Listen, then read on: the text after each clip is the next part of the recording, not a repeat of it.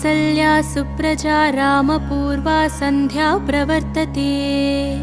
उत्तिष्ठ नरशार्दूल कर्तव्यं दैवमाह्निकम्। कौसल्या सुप्रजा रामपूर्वा सन्ध्या प्रवर्तते। उत्तिष्ठ नरशार्दूल कर्तव्यं दैवमाह्निकम्। उत्तिष्ठ गोविन्द उत्तिष्ठ गरुडध्वज। उत्तिष्ठ कमलाकान्ता त्रैलोक्यं मङ्गलं कुरु। उत्तिष्ठ गोविन्द उत्तिष्ठ गरुडध्वज। उत्तिष्ठ कमलाकान्ता त्रैलोक्यं मङ्गलं कुरु। मातः समस्तजगतां मधुकैटभारेः वक्षो विहारिणि मनोहर दिव्यमूर्ते। श्रीस्वामिनिश्रितजनप्रियदानशीले श्रीवेङ्कटेशदयिते तव सुप्रभातम्। मातः समस्तजगतां मधुकैटभारेः वक्षो विहारिणि मनोहर दिव्यमूर्ते। श्रीस्वामिनिश्रितजनप्रियदानशीले श्रीवेङ्कटेशदयिते तव सुप्रभातम्। तव सुप्रभातमरविन्दलोचने भवतु प्रसन्नमुखचन्द्रमण्डले। विधिशङ्करेन्द्रवनिताभिरर्चिते वृषशैलनाददयिते दयानिधे।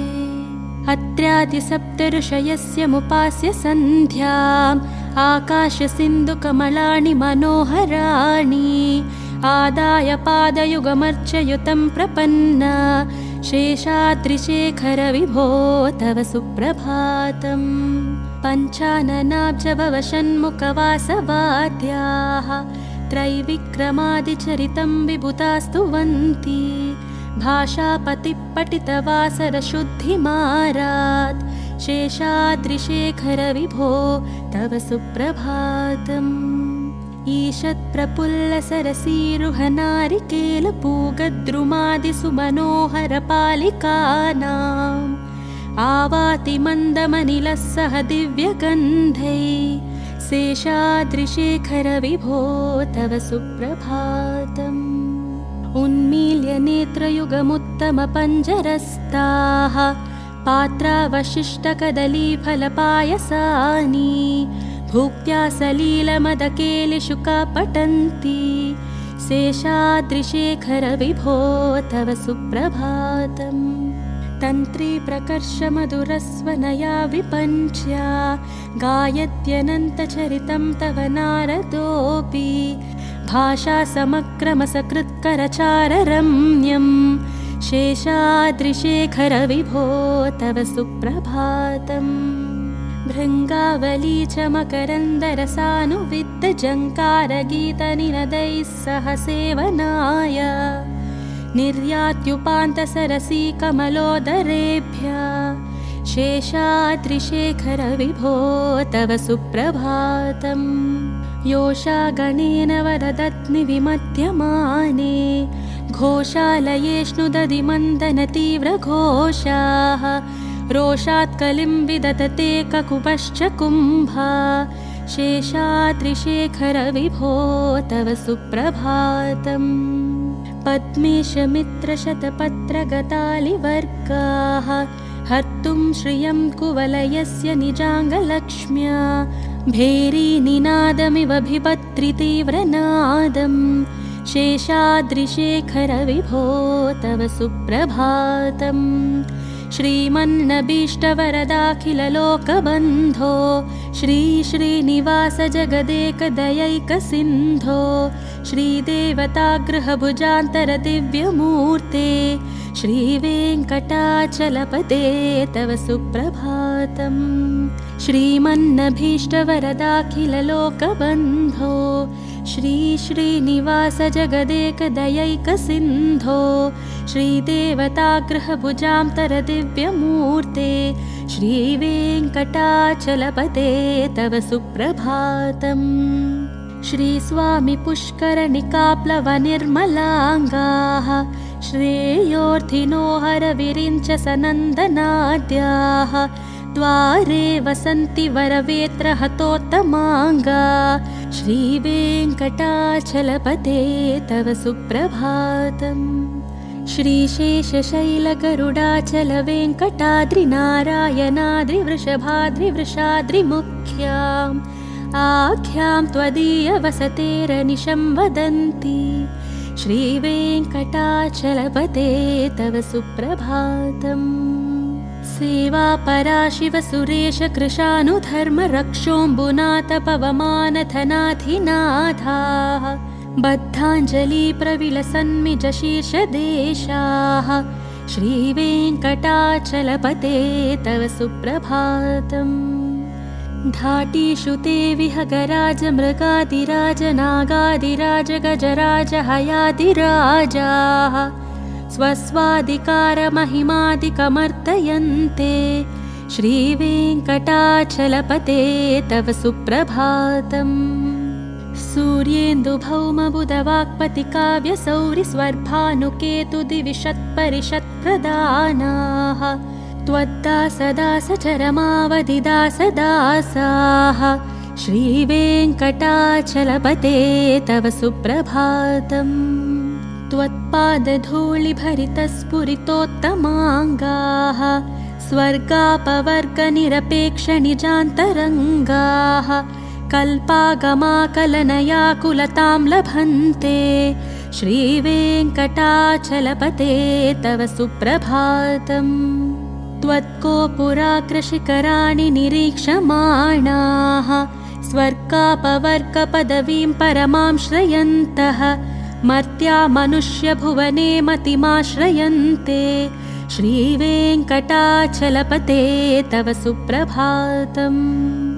श्रीभूमिनायकदयादिगुणामृताब्धे देवादिदेव जगदेकशरण्यमूर्ते श्रीमन्ननन्तगरुडाधिभिरर्चिताङ्ग्रे श्रीवेङ्कटाचलपते तव सुप्रभातम्। श्रीपद्मनाभपुरुषोत्तमवासुदेव वैकुण्ठमाधव जनार्दन चक्रपाणि श्रीवत्सचिह्न शरणागत पारिजात श्रीवेङ्कटाचलपते तव सुप्रभातम्। कन्दर्पदर्पहर सुन्दर दिव्यमूर्ते कान्ताकुचाम्बुरुह कुड्मललोलदृष्टे कल्याण निर्मल गुणाकर दिव्यकीर्ते श्रीवेङ्कटाचलपते तव सुप्रभातम्। मीनाकृते कमठकोल नृसिंहवर्णिन् स्वामीन् परश्वधतपोधन रामचन्द्र शेषांश रामयदुनन्दन कल्किरूप श्रीवेङ्कटाचलपते तव सुप्रभातम्। ये लालवङ्गघनसार सुगन्धतीर्थम् दिव्यं वियत्सरिति हेमघटेषु पूर्णम् धृत्वाद्य वैदिकशिखामणय प्रहृष्टाः तिष्ठन्ति वेङ्कटपते तव सुप्रभातम्। भास्वानुदेति विकचानि सरोरुहाणि सम्पूर्णयन्ति निनदैककुभो विहङ्गाः श्रीवैष्णवासततमर्थितमङ्गलास्ते धामाश्रयन्ति तव वेङ्कटसुप्रभातम्। ब्रह्मादियः सुरवरासमहर्षयस्ते सन्तः सनन्दनमुखास्तदयोगिवर्याः धामान्तिके तव हि मङ्गलवस्तुहस्ताः श्रीवेङ्कटाचलपते तव सुप्रभातम्। लक्ष्मीनिवास निरवद्यगुणैकसिन्धो संसारसागरसमुत्तरणैकसेतो वेदान्तवैद्यनिजवैभवभक्तिभोग्य श्रीवेङ्कटाचलपते तव सुप्रभातम्। लक्ष्मीनिवास निरवद्यगुणैकसिन्धो संसारसागरसमुत्तरणैकसेतो वेदान्तवेद्यनिजवैभवभक्तभोग्य श्रीवेङ्कटाचलपते तव सुप्रभातम्। इत्थं वृषाचलपतेरिह सुप्रभातम्। ये मानवा प्रतिदिनं पठितुं प्रवृत्ताः तेषां प्रभातसमये स्मृतिरङ्गभाजां प्रज्ञां परार्थसुलभां परमां प्रसूते। इत्थं वृषाचलपतेरिह सुप्रभातम्। ये मानवा प्रतिदिनं पठितुं प्रवृत्ताः तेषां प्रभातसमये स्मृतिरङ्गभाजां प्रज्ञां परार्थसुलभां परमां प्रसूते। कमलाकुचूचुककुङ्कुमतो नियतारुणितातुलनीलतनो कमलायतलोचनलोकपते विजयी भव वेङ्कटशैलपते। कमलाकुचूचुककुङ्कुमतो नियतारुणितातुलनीलतनो कमलायतलोचनलोकपते विजयी भव वेङ्कटशैलपते। स चतुर्मुख षण्मुख पञ्चमुख प्रमुखखिलदैवतमौलिमने शरणागतवत्सलसारनिधे परिपालय मां वृषशैलपते।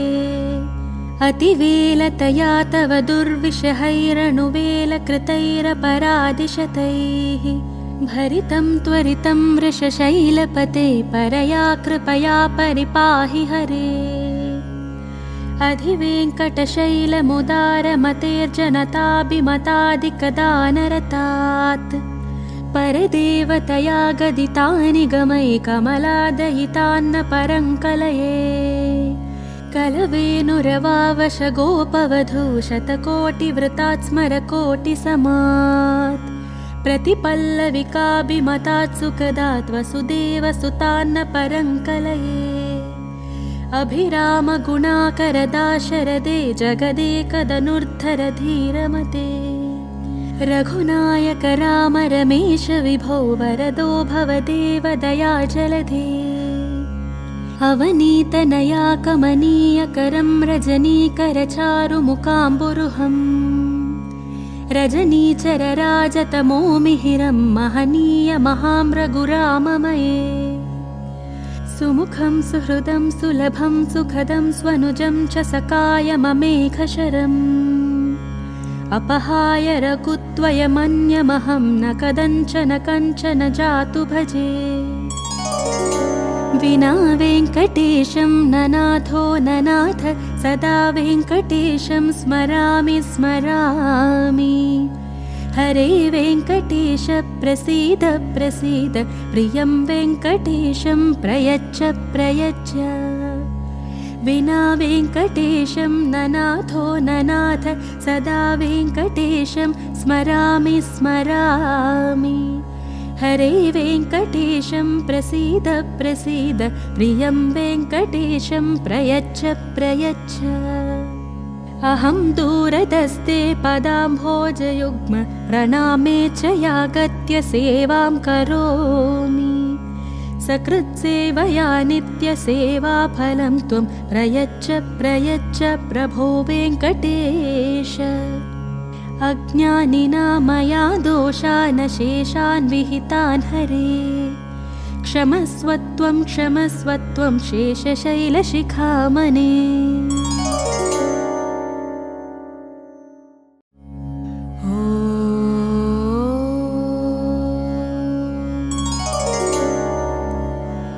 कौसल्या सुप्रजा रामपूर्वा सन्ध्या प्रवर्तते। उत्तिष्ठ नरशार्दूल कर्तव्यं दैवमाह्निकम्। कौसल्या सुप्रजा रामपूर्वा सन्ध्या प्रवर्तते। उत्तिष्ठ नरशार्दूल कर्तव्यं दैवमाह्निकम्। उत्तिष्ठ गोविन्द उत्तिष्ठ गरुडध्वज। उत्तिष्ठ कमलाकान्ता त्रैलोक्यं मङ्गलं कुरु। उत्तिष्ठ गोविन्द उत्तिष्ठ गरुडध्वज। उत्तिष्ठ कमलाकान्ता त्रैलोक्यं मङ्गलं कुरु। मातः समस्तजगतां मधुकैटभारेः वक्षो विहारिणि मनोहर दिव्यमूर्ते। श्रीस्वामिनिश्रितजनप्रियदानशीले श्रीवेङ्कटेशदयिते तव सुप्रभातम्। मातः समस्तजगतां मधुकैटभारेः वक्षो विहारिणि मनोहर दिव्यमूर्ते श्रीस्वामिनिश्रितजनप्रियदानशीले श्रीवेङ्कटेशदयिते तव सुप्रभातम्। तव सुप्रभातमरविन्दलोचने भवतु प्रसन्नमुखचन्द्रमण्डले विधिशङ्करेन्द्रवनिताभिरर्चिते वृषशैलनाददयिते दयानिधे। अत्र्यादिसप्तऋषयस्य मुपास्य सन्ध्याम् आकाशसिन्धुकमलानि मनोहराणि आदाय पादयुगमर्चयुतं प्रपन्ना शेषाद्रिशेखर विभो तव सुप्रभातम्। पञ्चाननाब्जभवषण्मुखवासवाद्याः त्रैविक्रमादिचरितं विभुतास्तुवन्ति भाषापतिपठितवासरशुद्धिमारात् शेषाद्रिशेखर विभो तव सुप्रभातम्। ईषत्प्रफुल्लसरसीरुहनारिकेलपूगद्रुमादिसुमनोहरपालिकानाम् आवाति मन्दमनिलः सह दिव्यगन्धै शेषाद्रिशेखर विभो तव सुप्रभातम्। उन्मील्य नेत्रयुगमुत्तमपञ्जरस्ताः पात्रावशिष्टकदलीफलपायसानि भुक्त्या सलीलमदकेलिशुका पठन्ति शेषाद्रिशेखर विभो तव सुप्रभातम्। तन्त्री प्रकर्षमधुरस्वनया विपञ्च्या गायत्यनन्तचरितं तव नारदोऽपि भाषासमक्रमसकृत्करचाररम्यं शेषाद्रिशेखर विभो तव सुप्रभातम्। भृङ्गावली च मकरन्दरसानुविद्धजङ्कारगीतनिनदैः सह सेवनाय निर्यात्युपान्तसरसीकमलोदरेभ्यः शेषाद्रिशेखर विभो तव सुप्रभातम्। योषागणेन वरदत्नि विमध्यमाने घोषालयेष्णुदधिमन्दनतीव्रघोषाः रोषात्कलिं विदधते ककुपश्च कुम्भा शेषाद्रिशेखर विभो तव सुप्रभातम्। पद्मेशमित्रशतपत्रगतालिवर्गाः हर्तुं श्रियं कुवलयस्य निजाङ्गलक्ष्म्या भेरीनिनादमिव बिभत्रितीव्रनादम् शेषाद्रिशेखर विभो तव सुप्रभातम्। श्रीमन्नभीष्टवरदाखिललोकबन्धो श्रीश्रीनिवास जगदेकदयैकसिन्धो श्रीदेवतागृहभुजान्तरदिव्यमूर्ते श्रीवेङ्कटाचलपते तव सुप्रभातम्। श्रीमन्नभीष्टवरदाखिललोकबन्धो श्रीश्रीनिवास जगदेकदयैकसिन्धो श्रीदेवतागृहभुजान्तरदिव्यमूर्ते श्रीवेङ्कटाचलपते तव सुप्रभातम्। श्रीस्वामि पुष्करनिकाप्लवनिर्मलाङ्गाः श्रेयोर्थिनो हरविरिञ्च सनन्दनाद्याः द्वारे वसन्ति वरवेत्रहतोत्तमाङ्गा श्रीवेङ्कटाचलपते तव सुप्रभातम्। श्रीशेषशैलगरुडाचलवेङ्कटाद्रिनारायणाद्रिवृषभाद्रिवृषाद्रिमुख्याम् आख्यां त्वदीयवसतेरनिशं वदन्ति श्रीवेङ्कटाचलपते तव सुप्रभातम्। सेवापराशिवसुरेश कृशानुधर्मरक्षोऽम्बुनाथ पवमानथनाधिनाथाः बद्धाञ्जलिप्रविलसन्मिजशीर्षदेशाः श्रीवेङ्कटाचलपते तव सुप्रभातम्। धाटीषु ते विहगराज मृगादिराज नागादिराज गजराज हयादिराजाः स्वस्वाधिकारमहिमादिकमर्दयन्ते श्रीवेङ्कटाचलपते तव सुप्रभातम्। सूर्येन्दुभौमबुधवाक्पतिकाव्यसौरिस्वर्भानुकेतुदिविषत्परिषत्प्रदानाः त्वद्दासदासचरमावधिदासदासाः श्रीवेङ्कटाचलपते तव सुप्रभातम्। त्वत्पादधूलिभरितस्फुरितोत्तमाङ्गाः स्वर्गापवर्गनिरपेक्षनिजान्तरङ्गाः कल्पागमाकलनयाकुलतां लभन्ते श्रीवेङ्कटाचलपते तव सुप्रभातम्। त्वत्कोपुराग्रशिखराणि निरीक्षमाणाः स्वर्गापवर्गपदवीं परमां श्रयन्तः मर्त्या मनुष्यभुवने मतिमाश्रयन्ते श्रीवेङ्कटाचलपते तव सुप्रभातम्। श्रीभूमिनायकदयादिगुणामृताब्धे देवादिदेव जगदेकशरण्यमूर्ते श्रीमन्ननन्तगरुडाधिभिरर्चिताङ्ग्रे श्रीवेङ्कटाचलपते तव सुप्रभातम्। श्रीपद्मनाभपुरुषोत्तमवासुदेव वैकुण्ठमाधव जनार्दन चक्रपाणि श्रीवत्सचिह्नशरणागतपारिजात श्रीवेङ्कटाचलपते तव सुप्रभातम्।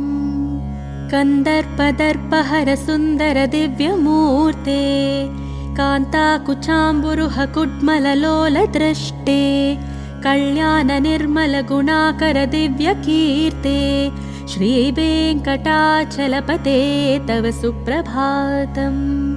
मीनाकृते कमठकोलनृसिंहवर्णिन् स्वामीन् परश्वथतपोधनरामचन्द्र शेषांशरामयदुनन्दनकल्किरूप श्रीवेङ्कटाचलपते तव सुप्रभातम्।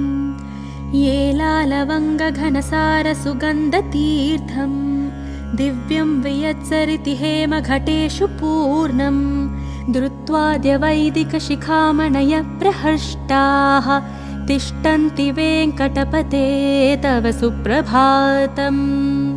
भास्वानुदेति विकचानि सरोरुहाणि सम्पूर्णयन्ति निनदैककुभो विहङ्गाः श्रीवैष्णवा सततमर्थितमङ्गलास्ते धामाश्रयन्ति तव वेङ्कटसुप्रभातम्।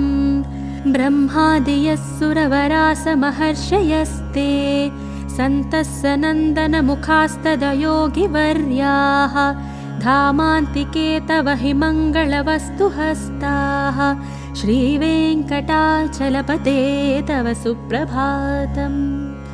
लक्ष्मीनिवासनिरवद्यगुणैकसिन्धो संसारसागरसमुत्तरणैकसेतो वेदान्तवैद्यनिजवैभवभक्तिभोग्य श्रीवेङ्कटाचलपते तव सुप्रभातम्। लक्ष्मीनिवासनिरवद्यगुणैकसिन्धो संसारसागरसमुत्तरणैकसेतो वेदान्तवेद्यनिजवैभवभक्तभोग्य श्रीवेङ्कटाचलपते तव सुप्रभातम्। इत्थं वृषाचलपतेरिह सुप्रभातम्। ये मानवा प्रतिदिनं पठितुं प्रवृत्ताः तेषां प्रभातसमये स्मृतिरङ्गभाजां प्रज्ञां परार्थसुलभां परमां प्रसूते। इत्थं वृषाचलपतेरिह सुप्रभातम्।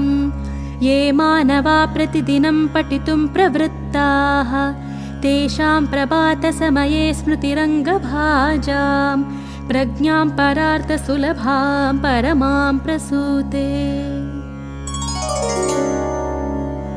कमलाकुचचूचुककुङ्कुमतो नियतारुणितातुलनीलतनो कमलायतलोचनलोकपते विजयी भव वेङ्कटशैलपते। कमलाकुचचूचुककुङ्कुमतो नियतारुणितातुलनीलतनो कमलायतलोचनलोकपते विजयी भव वेङ्कटशैलपते।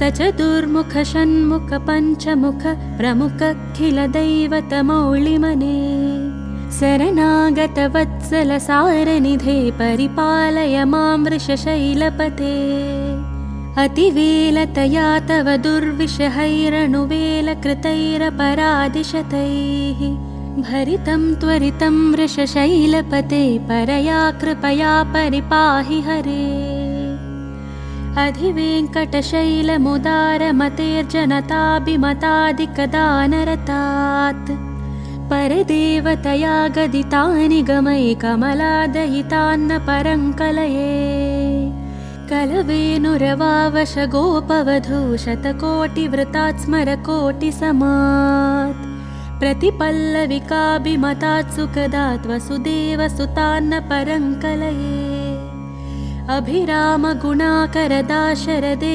जगदेकदनुर्धर धीरमते रघुनायक राम रमेश विभो वरदो भवदेव दयाजलधे अवनीतनया कमनीयकरं रजनीकरचारुमुकाम्बुरुहम् रजनीचरराजतमोमिहिरं महनीयमहाम्रघुराममये सुमुखं सुहृदं सुलभं सुखदं स्वनुजं च सकायममेघशरम् अपहाय रघुत्वयमन्यमहं न कदञ्चन कञ्चन जातु भजे